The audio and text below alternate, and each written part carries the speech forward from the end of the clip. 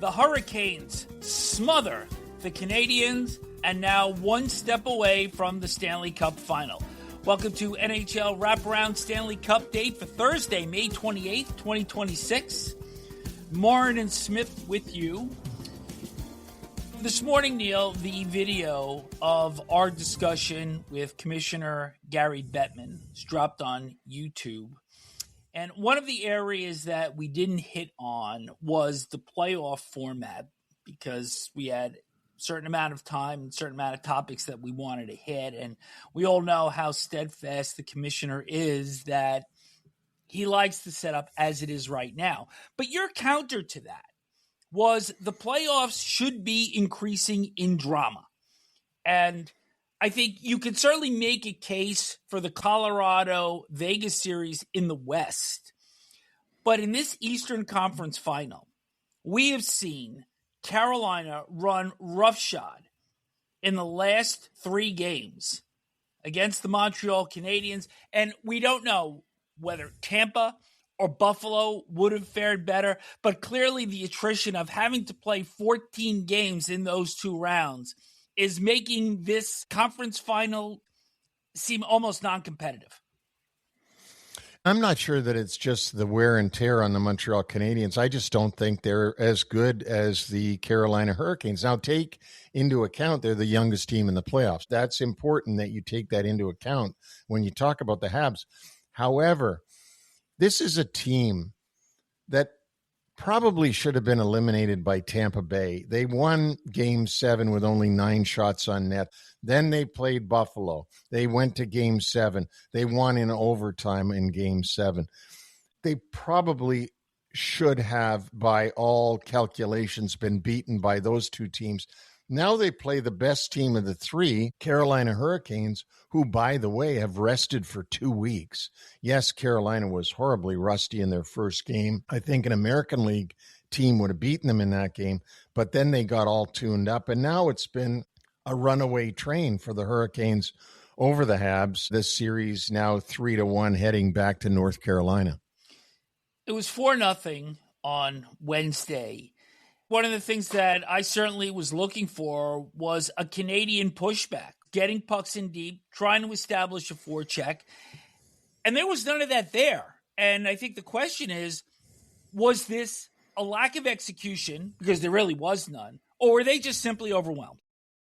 I think probably was a bit of both, but I think, there was a lack of execution for sure. You know, the opportunistic way that Montreal played those first 2 rounds, there's no opportunities here. You've got to create your own opportunities. You can't just wait for an opportunity that the Carolina Hurricanes hand you up. I mean, did they hand them opportunities? Yes, they did. But who was there to stop them? Your friend, Freddie Anderson, and who pitched a shutout in this round 3, game 4. Montreal's a team that has gotten this far just on taking advantage of opportunities that are given. Carolina doesn't give you many opportunities. And they were out for the kill early in this game. Jakub Dobeš had to stop Jackson Blake on a breakaway a little more than 2 minutes in. And then Nikolai Ehlers on a partial breakaway about 5 minutes in. The Canadiens got a couple of power plays right behind that, and that somewhat stabilized the game a little bit, stunted the momentum for Carolina. But again, passing up shots and trying to make the perfect play. And then Carolina gets the next power play late in the first period, and it's Sebastian Aho converting on a pass from Ehlers with 5:01 left in the first to make it 1-0. And what a beautiful goal. I mean, this was such a great setup. Gostisbehere found Ehlers coming in late. Ehlers got the puck, knew where Aho was, did it cross the box to Aho, who was ready for the one-timer, and Dobeš had no chance. But it was a textbook goal on a power play. 68 seconds later, AndreMiller goes deep and from behind the goal line centers it in front. And there's Jordan Staal to redirect it in, and now it's 2-0, and they're off to the races. Big Josh Anderson was covering big Jordan Staal right outside the crease on this play, and yet Anderson didn't get Staal's stick. Staal still was able to tip that puck in. didn't knock him down, didn't tie him up well enough. I mean, everything that you're taught to do in front of the net, which is knock him down, get his stick, did none of those things. With 2:45 left in the first, Logan Stankoven hit a post, but not to be denied, because a half minute later, he converts a 2-on-1 from Blake. The play starts with Shane Gostisbehere blocking a shot, and then the two players emerge, Stankoven finishing it off. It's 3 goals in 2 minutes and 47 seconds, and you feel this game is over already. 12-5 in shots, 27-17 in shot attempts. So you can already see this is playing out exactly the same way as games 2 and 3. The game is over at that point. You can tell that, unless there's some kind of miraculous breakdown by Carolina, coupled with a miraculous comeback by the Habs. This game is already in the books. And this is what I thought would happen when I spoke about this game yesterday, that I thought the game would actually be harder on Montreal playing at home in front of their fans than it would be on Carolina. I thought Carolina would have an easier time at the Bell Center than the Montreal Canadiens would have, because of the pressure to try to entertain and win in front of their home fans. And it didn't let up in the second period. Several good stops by Dovish kept it at 3-0. Svechnikov hit a crossbar. The Canadiens had a little bit of a pulse for very brief periods, but really nothing sustained.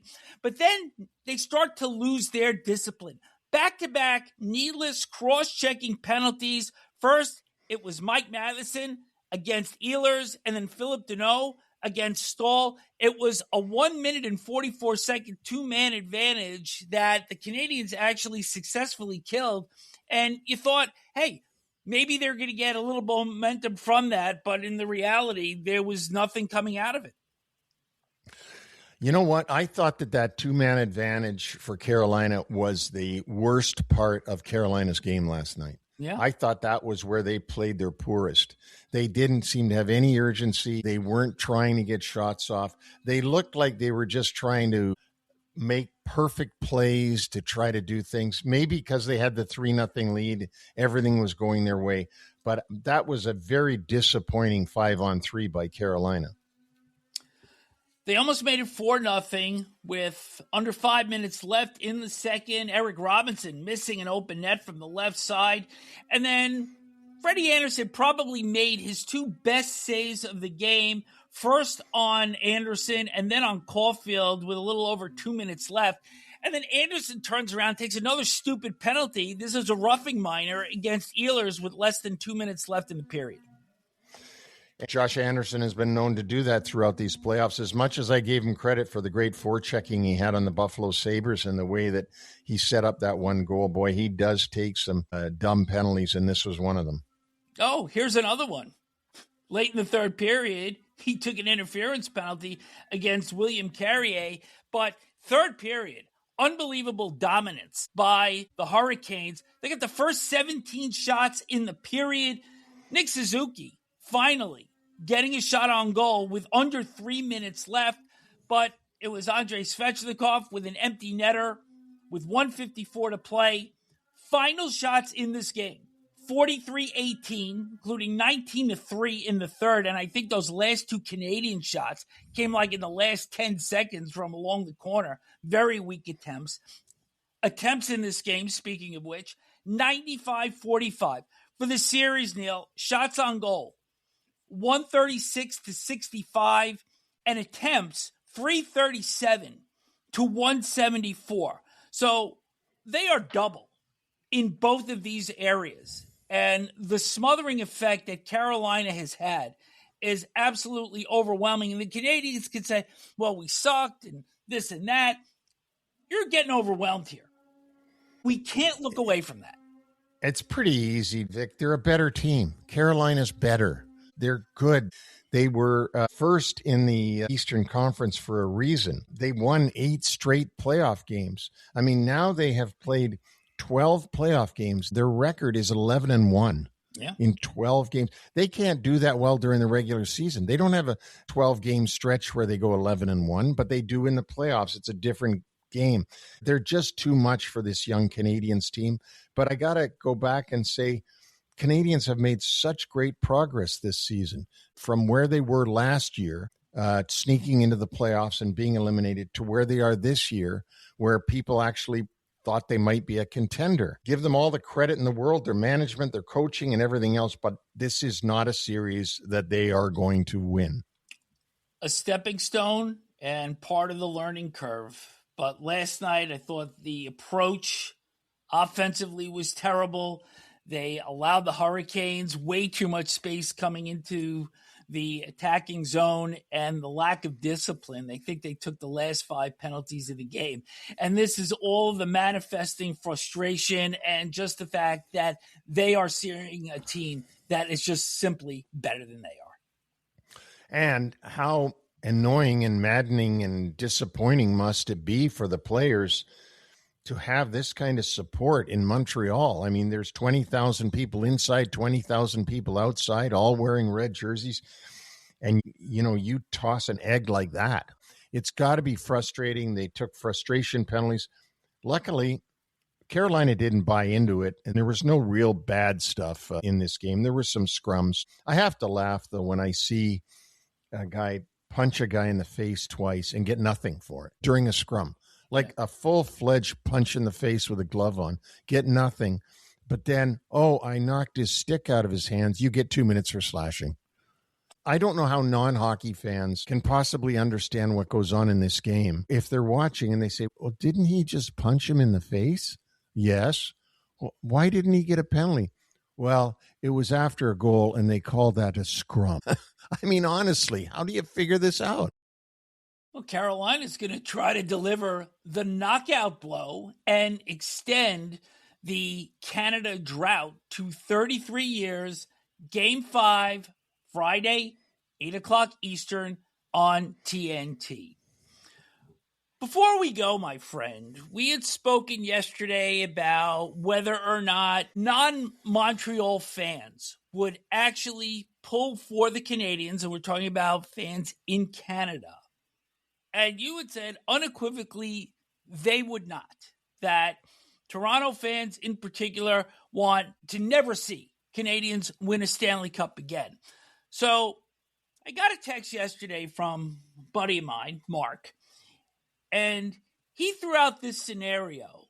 Would a Leafs fan put their dislike to the Canadiens aside and pull for Montreal if they were to come back, which we don't think they will, but if they were to come back and play in the final against the Golden Knights, would they be spiteful enough to pull for the Habs so Mitch Marner could not win a Stanley Cup?